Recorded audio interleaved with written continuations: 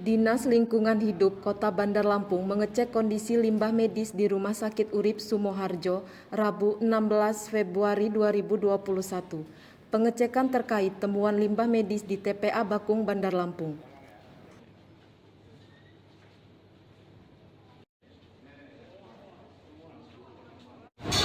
Pak, minta tanggapannya Pak. Tanggapannya Pak terkait itu Pak. Oh ya. Pak, terkait temuan hari ini gini Pak. Jadi gini, kami tim dari Dinas Lingkungan Hidup pagi ini bekerja sesuai dengan tugas kami. Jadi kami waktu ya, kami bekerja dan kalian juga tadi kita mengikuti ya apa yang kami lakukan, dan apa yang kami lakukan ini sesuai dengan tugas kami. Ya, kalau masalah yang lain tuh kami punya tugas masing-masing. Cukup ya. Pak, tapi tadi waktu pengecekan di belakang apakah sudah sesuai standar untuk penyimpanan limbahnya? Kalau kita lihat ya, semuanya sudah sesuai dengan SOP, sesuai dengan legalitas yang mereka miliki. Sesuai dengan kalau ini 3 bulan sekali, 6 bulan sekali. Bagaimana penerapannya selama ini Pak? Apakah terakhir kali kita mengawasi itu 3 bulan yang lalu Pak? Atau tidak? Bulan Februari. Bulan Februari terakhir. Iya, terakhir. Dan itu semuanya masih ini sesuai standar Pak? Ini kan suasana COVID kan. Iya. Kamu jangan deket-deket Oh, iya. ini bahaya. Iya, Pak. Ini kita harus laksanakan itu. Oke Pak. Ya. Iya.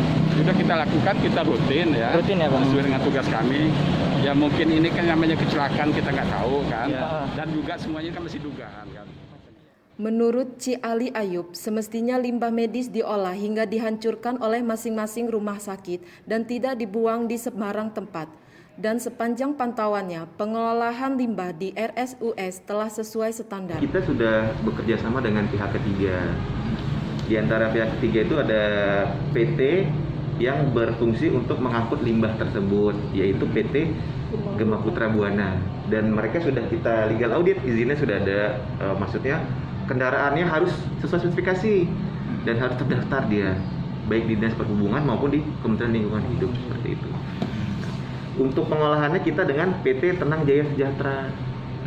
Jadi sifatnya di sini itu Rumah Sakit Urip ini sebagai penyimpan sementara, dan itu pun kita sudah mempunyai izin ya dari Wali Kota. Ini ada izin penyimpanan sementara ya limbah bahan berbahaya dan beracun.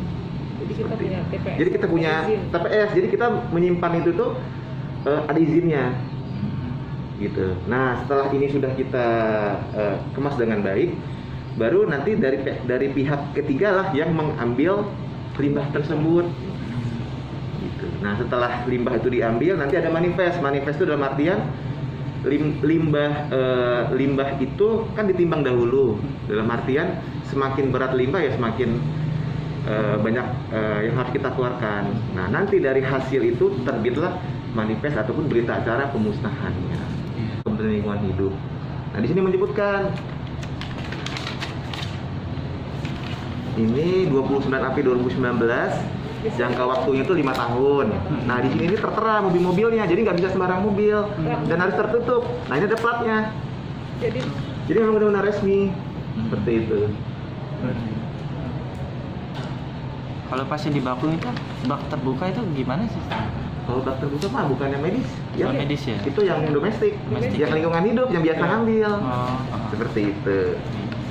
Mungkin saya sedikit klarifikasi aja untuk itu kan di situ ada foto seperti bekas obat ya, bekas obat itu plastik, bungkus obat. Itu kan sudah jelas menurut peraturan Menteri Lingkungan Hidup nomor 56 tahun 2015 itu bukan termasuk limbah D3. Begitu juga dengan kertas-kertas yang berlogo itu bukan termasuk. Jadi diperbolehkan untuk dibuang ke limbah domestik yang ada di Bakung seperti itu. Kemudian itu untuk botol pelabot ya, pelabot infus ya, botol infus. Itu juga di peraturan tersebut menyebutkan kalau itu bukan termasuk limbah D3 gitu. Mungkin bisa saya tunjukkan sedikit ya. Oke, peraturannya. Oke, Peraturan Menteri Lingkungan Hidup dan Kehutanan nomor P56 /Men LHK Setjen /2015 tentang tata cara dan persyaratan teknis pengelolaan limbah bahan berbahaya dan beracun dari fasilitas pelayanan kesehatan. Karena rumah sakit Urip termasuk fasilitas pelayanan kesehatan. Di sini ada di pasal 38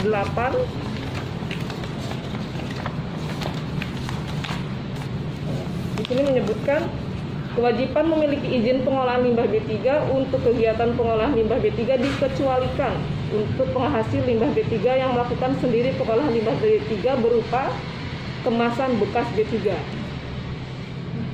atau pembungkusnya itu kan termasuk dalamnya speed bekas itu bekas jarum suntik yang plastiknya tadi ya, bukan jarum, bukan jarum atasnya kan yang untuk jarum masuk ke badan. Kalau yang Tutupnya, Pembungkusnya. ya pembungkusnya. Jarum tadi. Kemudian botol infus atau bekas selain infus darah dan atau cairan tubuh. Jadi kalau botol infus itu termasuk bukan B3 kecuali kantong urin deh. Kantong bekas kita darah ya, donor darah itu termasuk limbah B3. Kemudian itu bekas kemasan cairan hemodialisa itu bukan termasuk limbah B3. Sedangkan pihak RSUD Abdul Muluk menyatakan pengelolaan limbah medis telah sesuai aturan. Untuk pengangkutan limbah, RSUD AM bekerjasama dengan PT Bioteknika Prima dan untuk jasa pemusnahan bekerjasama dengan Wastek Internasional. Nggak dibuang, tapi dikelola sesuai standar yang ada. Ya, sesuai kemudian kita pun pakai jasa transporternya. Bagaimana pengelolaannya itu kami menggunakan jasa pihak ketiga Untuk pengangkutannya PT Bioteknika, Prima, untuk pemusnahannya Wastek Internasional. Wastek Internasional. Iya. Dan itu punya izin Kementerian Lingkungan Hidup ya. Izin KLHK, rekomendasi KLHK. Karena nggak sembarang itu Nggak mas. sembarangan. Suhu mesin pemusnah pun sudah kami cek di atas 1200 derajat Celcius. Jadi benar-benar musnah. Nah, dengan debu. Untuk truknya sendiri, truk pengangkutnya harus tertutup dilapisi fiber, dilengkapi dengan GPS. Itu yang Yes. Itu yang penting. Dan itu susah dapatnya. GPS itu yang tadi aku belum tambahin memang. Jadi itu bisa kita lacak. Acak ya. Kalau memang Pembuangannya di mana? Iya, tadi kan disampaikan sama Mas Wahyu ya. Kalau untuk sampah yang di Batum sampah siapa? Saya nggak bisa jelaskan itu sampah siapa ya. Tapi saya sudah jelaskan bahwa sampah kami sesuai SOP. Itu aja. Wahyu Setiawan, radarlampung.co.id melaporkan.